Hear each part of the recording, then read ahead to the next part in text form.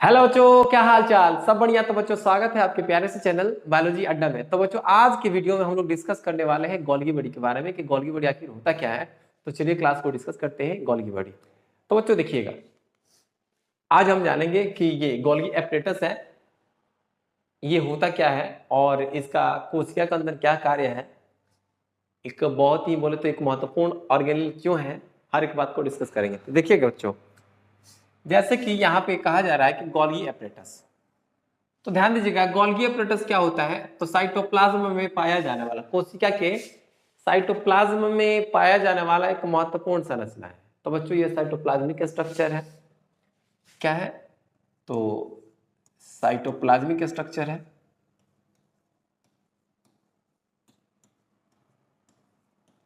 यानी कि साइटोप्लाज्म में पाया जाने वाली एक क्या है तो बच्चों एक संरचना है।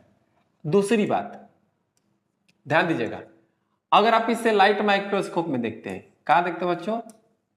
लाइट माइक्रोस्कोप में। लाइट माइक्रोस्कोप में यह नेटवर्क जैसा दिखता है,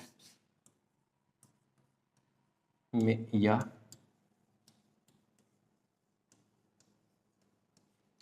नेटवर्क के जैसा दिखता है।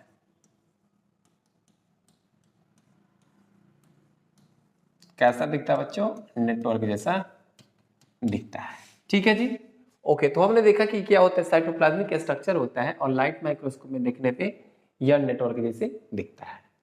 अब यहाँ पे अगर हम बात करेंगे बच्चों की जो गोल्गी बॉडी है, आप इसे और किस किस नाम से जान सकते हैं। ठीक है, तो देखिए गोल्गी बॉडी को आप गोल्गी कॉम्प्लेक्स भी कह सकते हैं, आप इसे गोल्गी सोम भी कह सकते हैं, गोल्गी बॉडी भी कह सकते हैं, डाल्टन कॉम्प्लेक्स भी कह सकते हैं, एपरेटो रेटोक्लेयर भी कह सकते हैं, आप इसे डिट्यूसम कह सकते हैं। क्योंकि बच्चों देखिएगा जो प्लांट में गोल्गी बॉडी पाया जाता है उसको हम लोग डिट्यूसोम कहते हैं।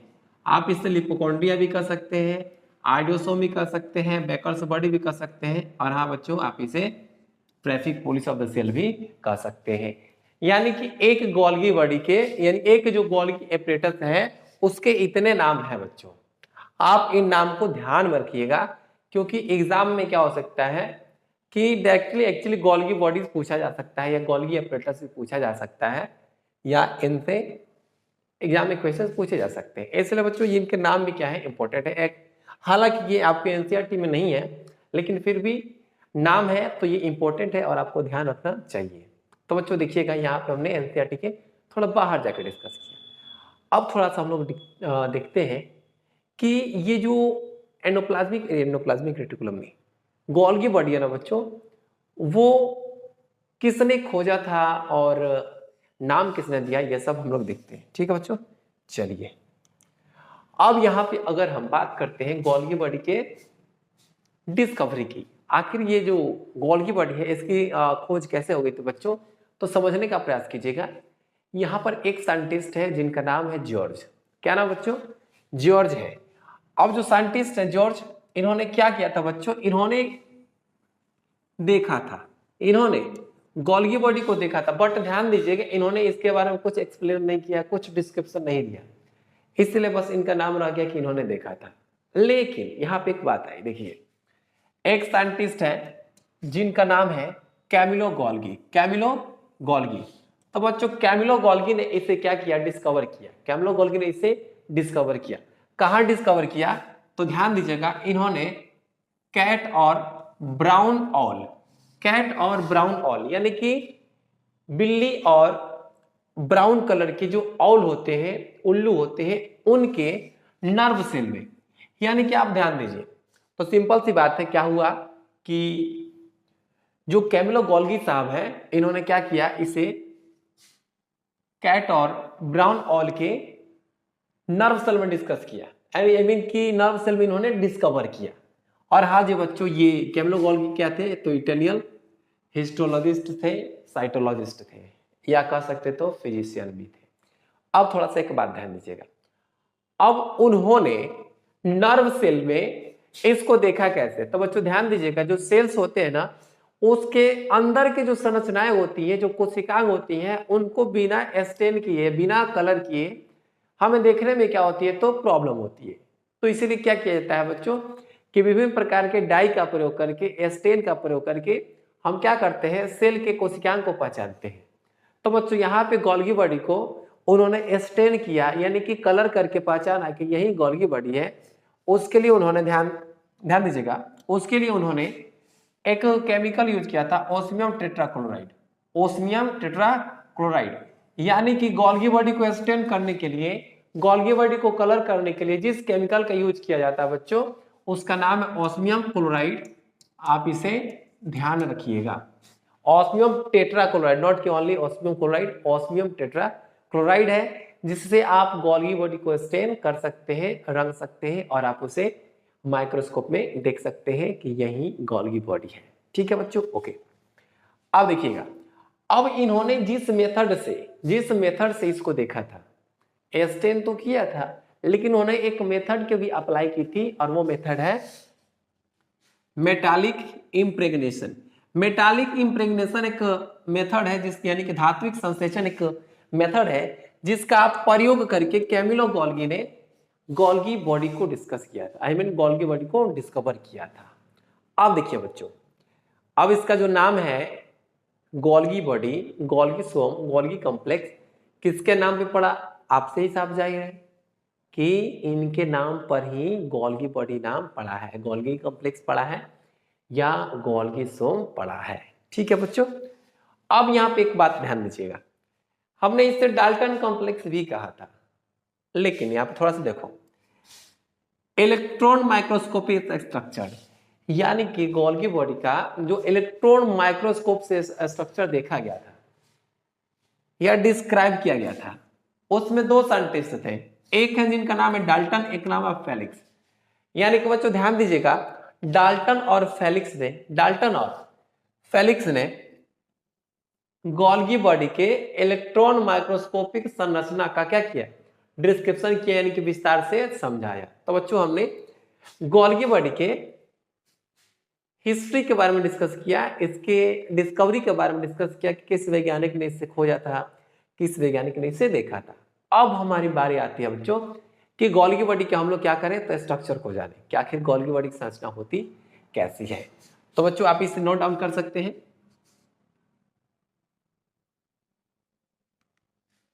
ओके बच्चों, अब यहां पर जो सबसे महत्वपूर्ण बात है ऑकरेंस की, उपस्थिति की, यानी कि यह कहां पाया जाता है, कहां नहीं पाया जाता है, कहां पाया जाता है, कहां नहीं पाया जाता है, उसी सब बातों का आज हम लोग जानेंगे। तो देखिएगा, प्रोकैरियोटिक सेल में टोटली क्या होता है, एब्सेंट होता है, यानी कि पिपिलो, बैक्टीरिया, ब्लू ग्रीन एल्गी इत्यादि में नहीं पाया जाता है।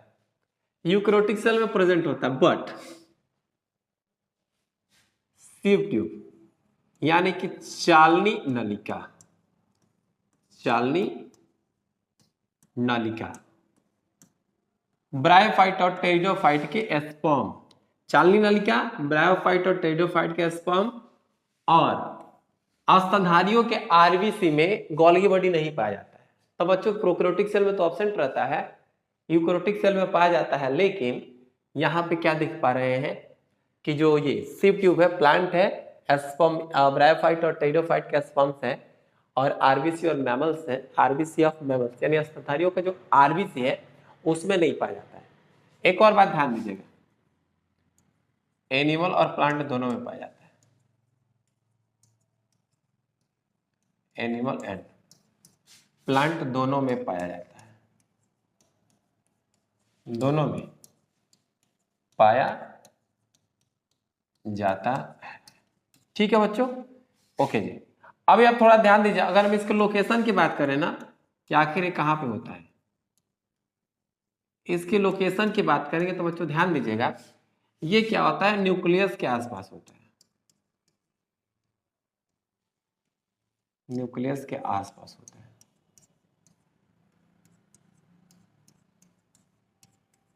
आसपास होता है, और हाँ जी बच्चों, इसका लोकेशन फिक्स होता है,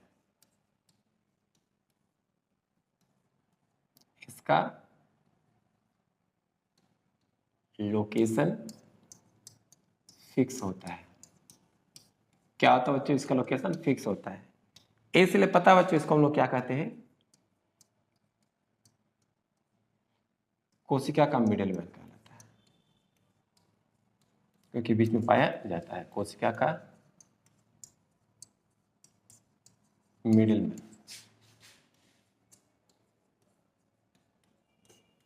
कहलाता है। ठीक है बच्चों, तो हमने क्या देखा कि एनिमल और प्लांट दोनों में पाया जाता है और न्यूक्लियस के आसपास होता है और इसका लोकेशन फिक्स होता है, इसलिए इसे हम लोग कोशिका का मिडिल मैन भी कहते हैं। तो बच्चों लोकेशन देख लिया। अब यहाँ पे बात आती है इसके उत्पत्ति की। तो बच्चों ध्यान दीजिएगा, ओरिजिनेट फ्रॉम RER, बट यहाँ पे ध्यान दीजिएगा RER से देखेंगे एक होता है SER, यानी कि जब RER के ऊपर राइबोसोम एब्सेंट रहेगा, क्या रहेगा बच्चों, राइबोसोम एब्सेंट रहेगा, राइबोसोम एब्सेंट रहेगा तो वो कहलाएगा SER। क्या कहलाएगा, SER, तो स्मूथ एंडोप्लाज्मिक रेटिकुलम। तो ध्यान दीजिएगा, या सिंपल सी जानिएगा, ओरिजिन ऑफ गोल्गी बॉडी, यानी कि गोल्गी बॉडी का जो उत्पत्ति है वो किससे हुआ है। तो देखिए गोल्गी बॉडी का जो उत्पत्ति है, सिंपल सी बात है, इसकी उत्पत्ति हुई है एंडोप्लाज्मिक रेटिकुलम से। गोल्गी बॉडी की उत्पत्ति किससे हुई है बच्चों, तो गोल्गी बॉडी की उत्पत्ति हुई है एंडोप्लाज्मिक रेटिकुलम से। ठीक है, तो ये एंडोप्लाज्मिक जो रेटिकुलम है, बहुत ही सिंपल सी बात है, देखिएगा इसकी उत्पत्ति हुई है ER से, इस बात को आप ध्यान रखिएगा। हम जब इसके स्ट्रक्चर को बताएंगे तो वहां पर हम आपको भली बातें डिस्कस करने वाले हैं कि आखिर ये इसको हम लोग एंडोप्लाज्मिक रेटिकुलम से उत्पत्ति हुई है ऐसा क्यों मानते हैं। ठीक है, तो बच्चों यहाँ पे था ये कुछ ऑकरेंस था, कहाँ पर पाया जाता है, क्या होता है इसका लोकेशन और ये इसका ओरिजिन। अब बच्चों हम इसके स्ट्रक्चर की बात करेंगे, इसकी संरचना की बात करेंगे। तो संरचना के बारे में थोड़ी सी एक बात है कि इसका जो शेप और साइज होता है वो बच्चों क्या होता है, वो अलग अलग होता है, शेप और साइज अलग अलग होता है। तो सिंपल सी बात है, इसका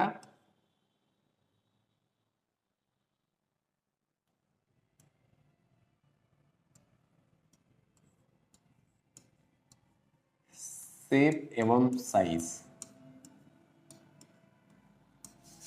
अलग अलग होते हैं।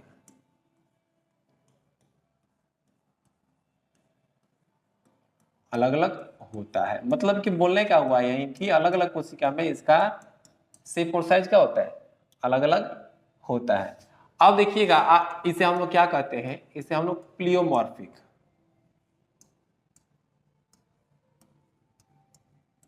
एसम्प्लियोमॉर्फिक सेल ऑर्गेनेल।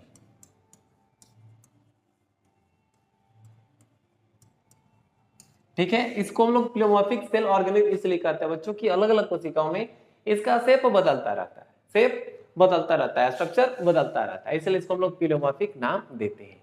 ठीक है, चलिए जी, अब देखिएगा यहाँ पे जो सबसे खास बात है कि इसमें कौन कौन सी संरचनाएं पाई जाती है। तो बच्चों सबसे पहले देखिएगा तो इसमें आपको देखिएगा वो संरचना है जिसे हम सिस्टर्नी कहते हैं। क्या कहते हैं बच्चों, सिस्टर्नी कहते हैं। दूसरी बात इसमें होता है वेसिकल्स। तीसरी बात इसमें होता है बच्चों जिसको हम लोग कहते हैं ट्यूब्यूल्स। क्या कहते हैं जी, ट्यूब्यूल्स कहते हैं। और चौथी बात जो इसमें होता है जिसको हम लोग कहते हैं गोल्गी और वैक्यूल।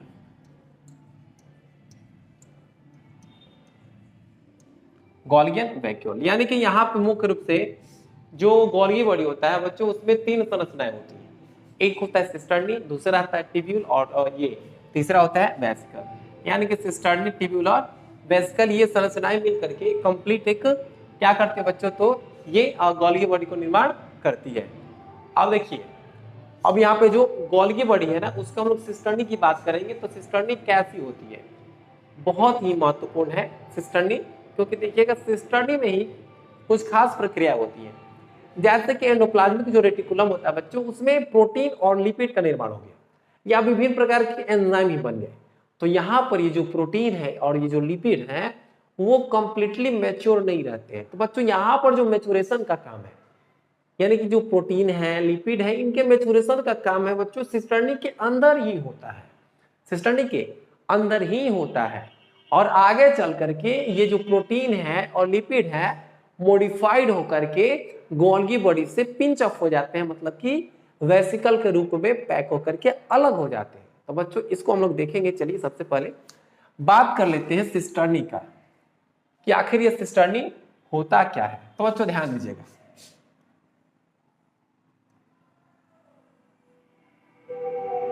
देखिए अब यहां पर जो संरचना दिख रही है ना बच्चों, ये हमने एक सिंपल सा सिस्टर्नी बनाया है। तो आप देख पा रहे हैं कि क्या है, तो ये छड़नुमा संरचना। बच्चों देखिएगा यहां पर जो हम बात कर रहे थे सिस्टर्नी, तो एक्चुअली देख पा रहे हैं आप जैसे कि सिंपल सा हमने सिस्टर्नी का स्ट्रक्चर बनाया है बच्चों। ये जो सिस्टर्नी है आपको दिख रही है कैसी है बच्चों, ये जो सिस्टर्नी है देखिएगा, ये जो सिस्टर्नी आपको दिख रही है बच्चों, तो ये एक्चुअली एक फ्लैट स्ट्रक्चर दिख रहा है। कैसे दिख रहा है बच्चों, एक चपटा सा। कैसा है जी, एक चपटा सा। तो यहां पे देखेंगे सिस्टर्नी क्या होता है, तो एक फ्लैट स्ट्रक्चर होता है, चपटी संरचना होती है। ठीक है, कैसी होती है बच्चों, तो एक चपटी संरचना होती है। और देखिएगा तो कैसा होता है, छड़नुमा होता है। कैसा होता है बच्चों, ये छड़नुमा होता है, छड़नुमा होता है, यानी कि ये कैसा होता है, रॉड लाइक फ्लैट होता है और रॉड लाइक होता है। अब तीसरी बात ध्यान दीजिएगा, तो यहाँ पे देख पा रहे हैं कि ये क्या है, कर्व्ड है। क्या बच्चों, ये कर्व्ड है, यानी कि ये मुड़ी हुई है, यानी कह सकते हैं ये मुड़ी हुई संरचना होती है, कर्व्ड यानी कि मुड़ी हुई। ठीक है, कर्व्ड संरचना होती है।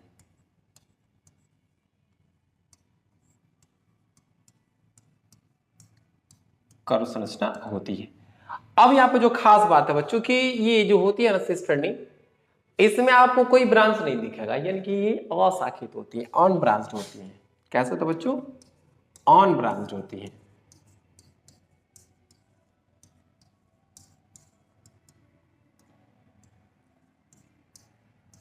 अशाखित होती है, मतलब कि इसमें कोई शाखाएं नहीं पाई जाती। और हाँ जी ध्यान दीजिएगा, अगर हम एक गोल्गी बॉडी की बात करेंगे तो गोल्गी बॉडी में सिस्टर्नी की संख्या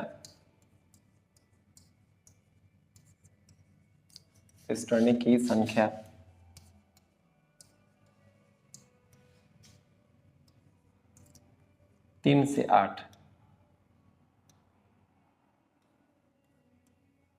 तक होती है।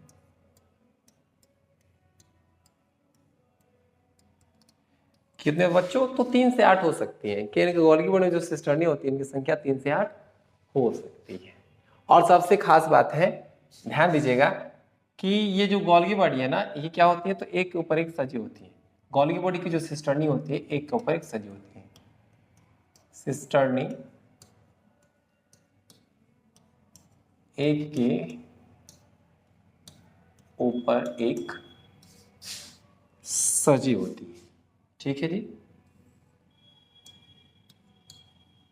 एक सजी होती है। अब जो खास बात है उसको जानेंगे। ठीक है, अब जैसे कि आप देख पा रहे हैं कि जो सिस्टर्नी है ना बच्चों, इसका किनारे किनारे वाला हिस्सा फुला होता है। तो क्या हो जाएगा, किनारे किनारे वाला हिस्सा फुला होता है।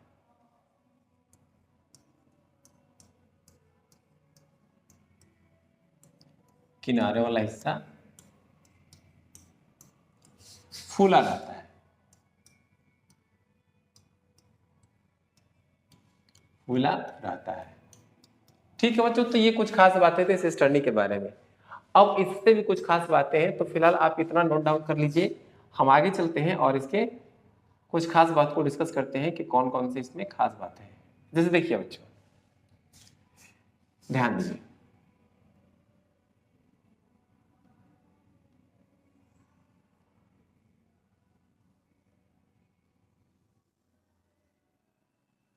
ये सिस्टर्नी है। अब यहां पर देख पा रहे हैं जो सिस्टर्नी है ना, उसमें आपको 2 सरफेस दिखाई दे रहे हैं। कितने सरफेस दिखाई दे रहे हैं बच्चों, 2 सरफेस दिखाई दे रहे हैं। एक सरफेस है जिसको हम लोग कहते हैं कन्वेक्स। क्या कहते हैं बच्चों, कन्वेक्स कहते हैं। एक सरफेस है जिसको हम लोग कहते हैं कनकेव, यानी कि 2 सतह आपको दिखाई दे रहे हैं।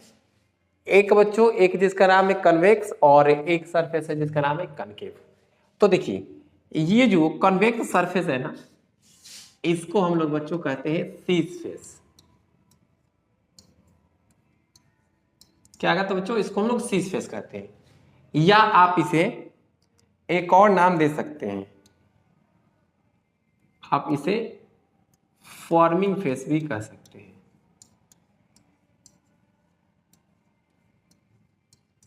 फॉर्मिंग फेस भी कह सकते हैं। अब जो कनकेव फेस है ना बच्चों, इसको हम लोग कहते हैं ट्रांस फेस। ट्रांस फेस कहते हैं। क्या कहते हैं बच्चों? इसको हम लोग ट्रांस फेस कहते हैं। और ट्रांस फेस को हम लोग क्या कह सकते हैं? तो आप इसे मैच्योरिंग फेस भी कह सकते हैं।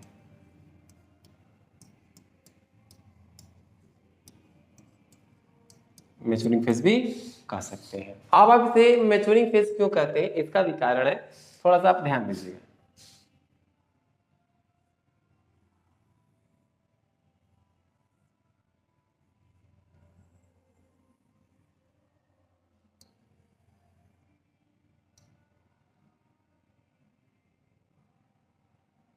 देखिए यहां पे, देखिए ये फेस कौन सा है? तो फॉर्मिंग फेस है। अब इससे होता क्या है बच्चों? देखिए अब जो फॉर्मिंग फेस है, यहाँ पे मान लेते हैं एंडोप्लाज्मिक रेटिकुलम है। एंडोप्लाज्मिक रेटिकुलम बच्चों, एंडोप्लाज्मिक रेटिकुलम से क्या हुआ है? कोई पदार्थ बना है, कोई पदार्थ बना है, ये वेसिकल आया है, और ये वेसिकल क्या होता है? ये जो फॉर्मिंग फेस है, इससे जा करके फ्यूज हो जाता है। क्या होता है बच्चों?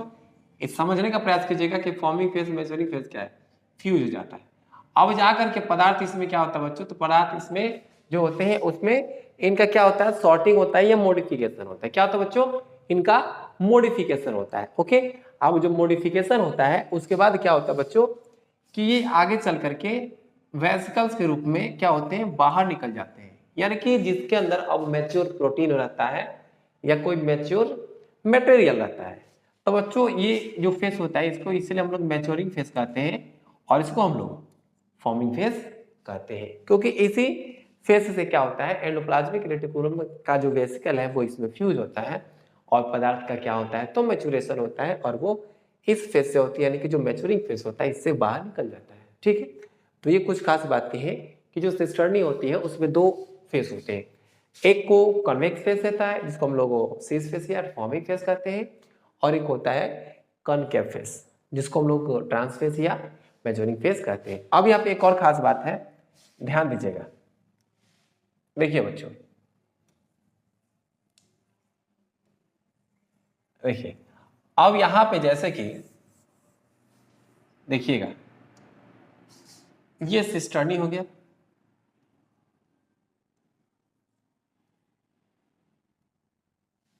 क्या क्या बच्चों? सिस्टर्नी हो गया।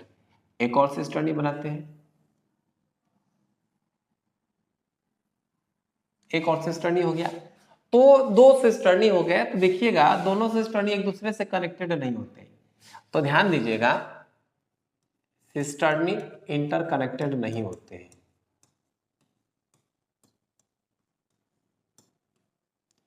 इंटर कनेक्टेड नहीं होते हैं। ठीक है बच्चों, इंटरकनेक्टेड नहीं होते हैं। बहुत ही खास बात है कि ये जो सिस्टर्नी है एक दूसरे से जुड़े नहीं रहते। अब यहां पर गैप दिख रहा है, आप देख पा रहे हैं यहाँ पे गैप दिख रहा है ना बच्चों? तो ये जो दो सिस्टर्नी के बीच का गैप है, उसको हम लोग कहते हैं इंटर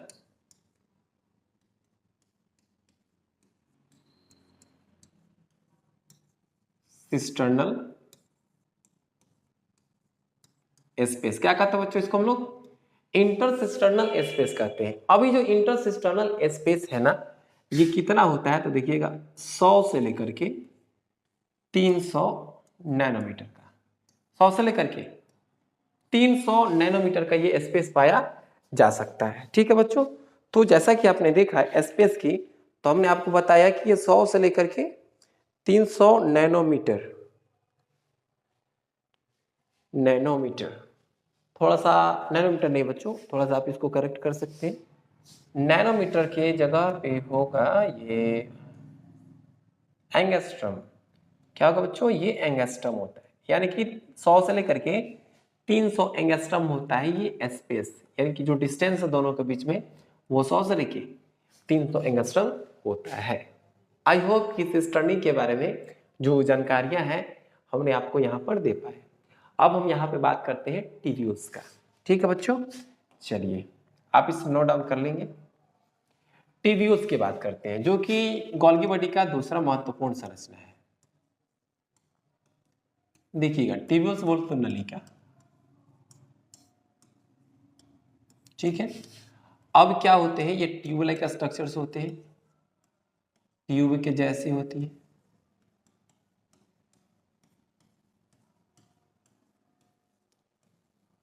ट्यूब के जैसी संरचना होती है। कैसे होते हैं बच्चों, ट्यूब के जैसी संरचना होती है, और हाँ ट्यूब्स क्या होते हैं, ये ब्रांच्ड होते हैं। क्या होता है बच्चों, ये ब्रांच होते हैं, शाखित होते हैं।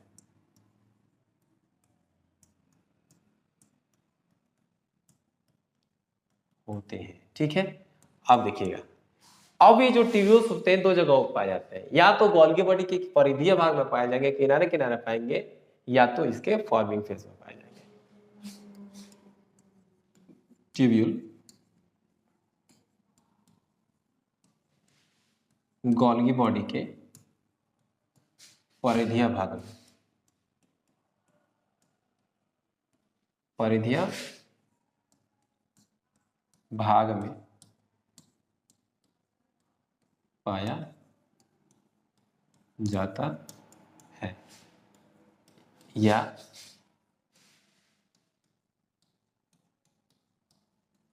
मैच्योरिंग फेज की ओर होता है, मैच्योरिंग फेज की ओर होता है। ठीक है, यानी कि इसमें दो ही जगह है इसके पाए जाने की, एक या तो परिधीय भाग में पाया जाएगा या तो मैच्योरिंग फेज में पाया जाएगा। एक और बात ध्यान दीजिएगा, ट्यूब्यूल से वेसिकल्स का निर्माण होता है, ट्यूब्यूल्स से वेसिकल्स का निर्माण होता है, निर्माण होता है। ठीक है बच्चों, तो ये वेसिकल्स किससे बने हैं, तो ट्यूब्यूल से बने हुए। अब हम लोग डिस्कस कर लेते हैं कि वेसिकल्स को, आप इसे इतना नोट डाउन कर लीजिए या स्क्रीनशॉट ले सकते हैं। अब बात करते हैं बच्चों हम लोग वेसिकल्स की, कि ये वेसिकल्स होती क्या है, जिसको हम लोग कहते हैं पुटिकाएं। क्या कहते हैं बच्चों, इसको हम लोग पुटिकाएं कहते हैं। अब जो पुटिकाएं होती है ये छोटी छोटी संरचना होती है और ये गोलाकार संरचना होती है। तो सिंपल सी बात है, क्या होते हैं, छोटे छोटे छोटे छोटे होते हैं, और कैसे होते हैं बच्चों, गोलाकार होते हैं, गोलाकार होते हैं। और क्या हुआ, इनका निर्माण ट्यूब्यूल से होता है।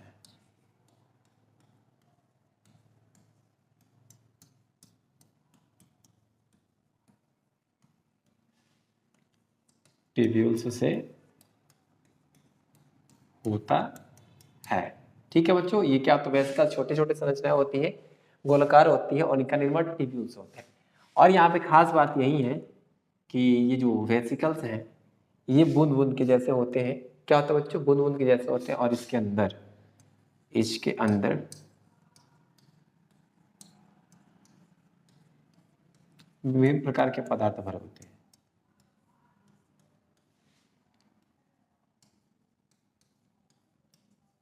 विभिन्न प्रकार के पदार्थ भरे रहते हैं। क्या होता है बच्चों, इसके अंदर विभिन्न प्रकार के पदार्थ भरे होते हैं, किसके अंदर, वेसिकल्स के अंदर। तो मुख्यतः हमने यहाँ पे देखा कि जो गोल्गी बॉडी है बच्चों, उसमें क्या है, तो उसमें आपके सिस्टर्नी होता है, उसके बाद आप देख रहे हैं कि टेब्यूल्स होता है, उसके बाद आप देख रहे हैं कि इसमें वेसिकल्स पाए जाते हैं। अब क्या इनके अलावा और कुछ संरचनाएं पाई जाती हैं, तो बच्चों देखिएगा यहाँ पर एक वैक्यूल होता है। क्या होता है बच्चों, वैक्यूल होता है, जिसको हम लोग गोल्गियन वैक्यूल कहते हैं, और गोल्गियन जो वैक्यूल होता है उससे लाइसोसोम का निर्माण होता है। ठीक है, तो यहीं पे आप लोग जान लीजिए गोल्गियन वैक्यूल। अब देखिएगा गोल्गियन वैक्यूल है, इसका निर्माण सिस्टर्नी से होता है, सिस्टर्नी से बनता है, सिस्टर्नी से बनता है। और क्या करता है बच्चों, जो गोल्गियन वैक्यूल है ये लाइसोसोम को बनाता है,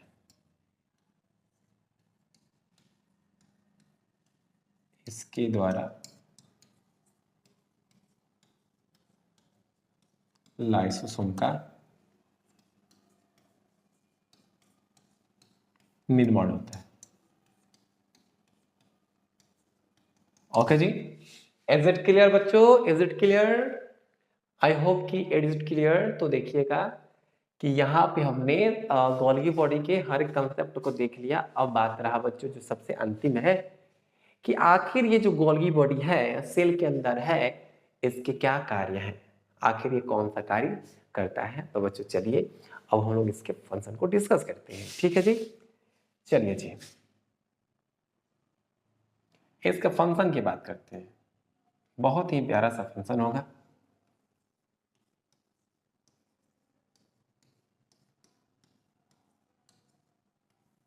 इसके फंक्शन की बात करेंगे बच्चों तो ध्यान दीजिएगा, सबसे जो वेरी फर्स्ट यानी कि जो पहला फंक्शन है वो है ग्लाइकोसाइलेशन। ग्लाइकोसाइलेशन,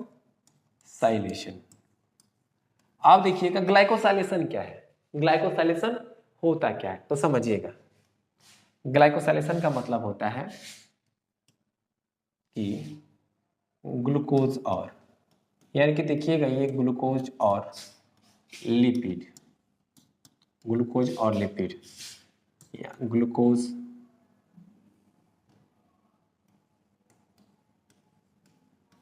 और प्रोटीन को एक दूसरे से क्या कर देता है, जोड़ देता है। ग्लाइकोसाइलेशन की प्रक्रिया में क्या होती है कि जो ये गोल्गी बॉडी है वो ग्लूकोज और प्रोटीन को जोड़ देता है और ग्लूकोज और लिपिड को जोड़ देता है, जिससे होता है क्या है बच्चों कि इससे बनता है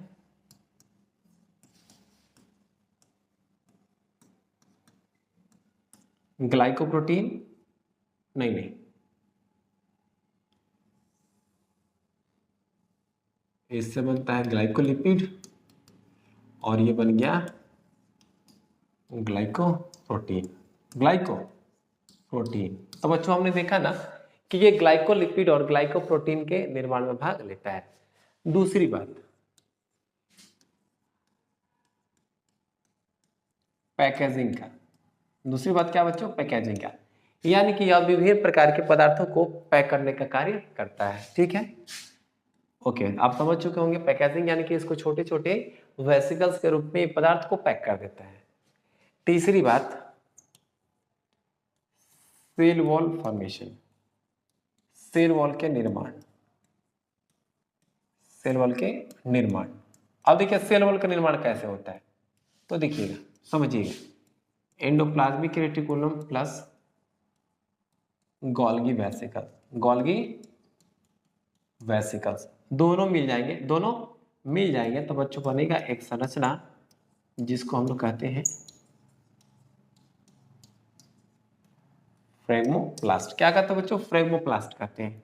अब जो फ्रेगमोप्लास्ट है, फ्रेगमोप्लास्ट है ये आगे चल करके क्या बनाता है बच्चों, ये बनाता है सेल प्लेट। क्या बनाता है जी, सेल प्लेट बनाता है। अब जो सेल प्लेट है ये आगे चल करके क्या बनाता है, तो सेल वॉल बनाता है।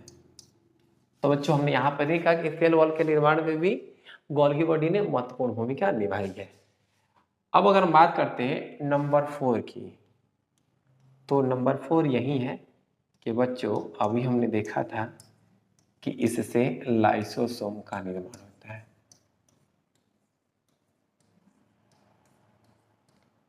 लाइसोसोम का निर्माण होता है। ठीक है, अब पांचवी बात जो है इसमें है कि जो ये गोल्गी बॉडी है, क्या बच्चों, गोल्गी बॉडी है वो स्पर्म का एक्रोसोम बनाता है या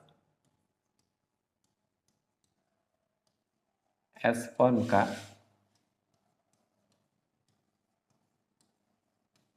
एक्रोसोम बनाता है, बनाता है। ठीक है बच्चों, ये 5 इसके फंक्शन हो गए। इसके अलावा कुछ और फंक्शन है, जैसे कि यह हेमिसेलुलोज बनाता है,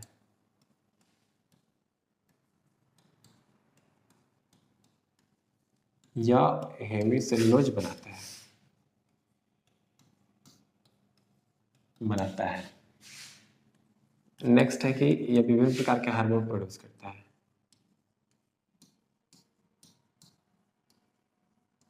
या हार्मोन प्रोड्यूस करता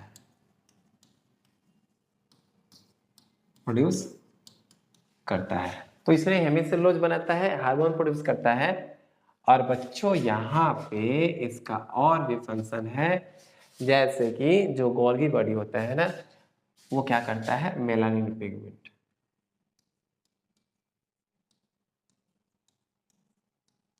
गोल्गी बॉडी के अंदर पॉलीसेकेराइड का निर्माण होता है।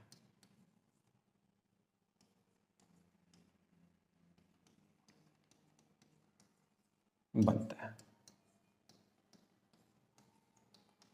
ठीक है। और देखिएगा जो फंक्शन नंबर नेक्स्ट है कि इसमें विभिन्न प्रकार के पिगमेंट, जैसे कि गोल्गी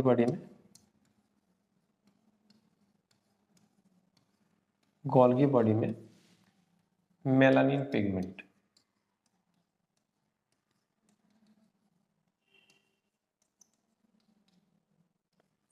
बनता है, ठीक है।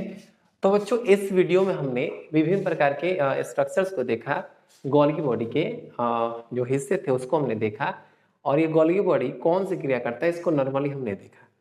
ओके बच्चों, और हमने आपको ये भी बताया कि एंडोप्लाज्मिक रेटिकुलम से क्या होता है, कोई प्रोटीन है वो क्या होता है कि वो जो उसका सीस फेस होता है, फॉर्मिंग फेस होता है, उसके अंदर प्रवेश करता है, और उसके अंदर क्या होता है, तो उन पदार्थों का मॉडिफिकेशन होता है, और फिर जाकर के वो मैच्योरिंग फेज से निकल जाता है। यानी कि यहाँ पे लिपिड, प्रोटीन और एंजाइम का क्या होता है, मॉडिफिकेशन होता है। यानी कि बच्चों फंक्शन नंबर 10 इसमें प्रोटीन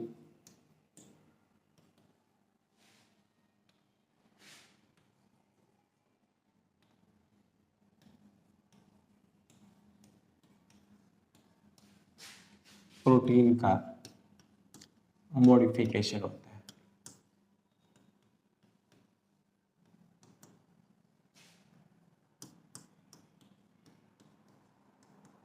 है। तो is it clear? I hope कि गोल्गी बॉडी के हर कंसेप्ट को आपने अच्छे से समझा होगा। तो बच्चों अगर आपको वीडियो अच्छा लगा हो तो आप वीडियो को लाइक जरूर कर दीजिएगा। और हाँ बच्चों, अगर आप इस चैनल पे नए हैं तो चैनल को सब्सक्राइब जरूर कर दीजिए, और आप इसे अपने दोस्तों को शेयर कीजिए ताकि उनके भी एग्जाम की तैयारी अच्छे से हो सके। तो बच्चों उम्मीद करते हैं कि जो गोल्गी बॉडी का हमने कंसेप्ट दिया है, तो आपके एग्जाम में क्वेश्चंस इसी के अंदर से आएंगे, बाहर से एक भी क्वेश्चंस नहीं आएंगे। तो मिलते हैं हम लोग नेक्स्ट वीडियो में।